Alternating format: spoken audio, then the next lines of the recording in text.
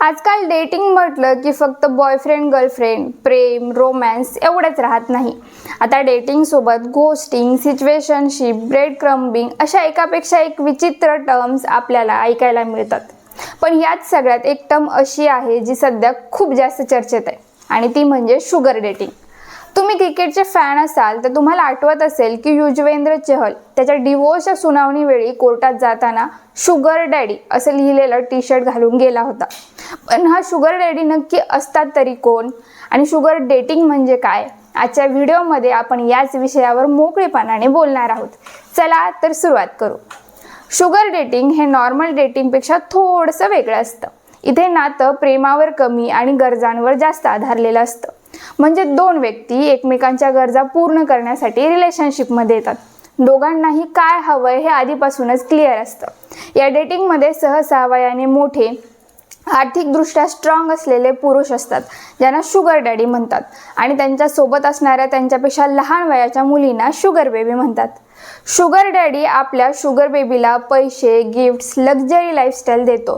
तिच्या गरजांची, इच्छांची काळजी घेतो आणि त्या बदल्यात शुगर बेबी त्याला वेळ देते, लक्ष देते, सोबत राहते, कधी कधी त्याच्या फिजिकल किंवा सेक्शुअल नीड्सही पूर्ण करते.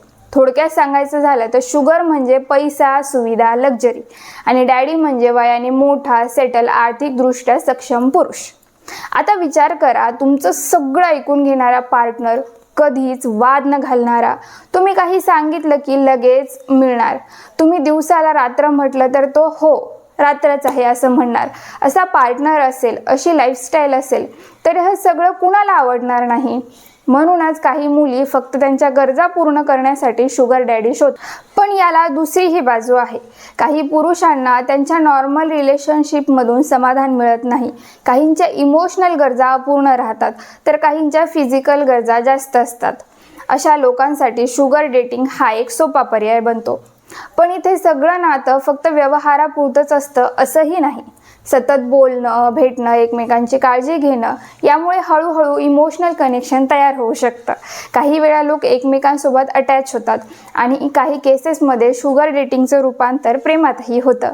समाजात शुगर डेटिंगकडे अजूनही चुकीच्या नजरेने पाहिलं जातं.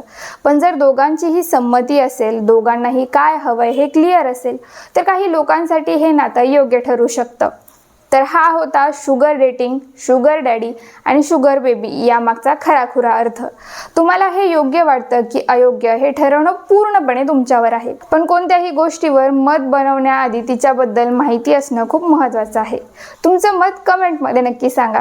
शुगर डेटिंगबद्दल तुम्हाला काय वाटतं? तुम्हाला हा व्हिडिओ माहितीपूर्ण वाटला असेल तर लाईक करा, शेअर करा आणि अशाच रिअल आणि वेगळ्या विषयांवरील व्हिडिओ पाहण्यासाठी चॅनलला सबस्क्राईब नक्की करा.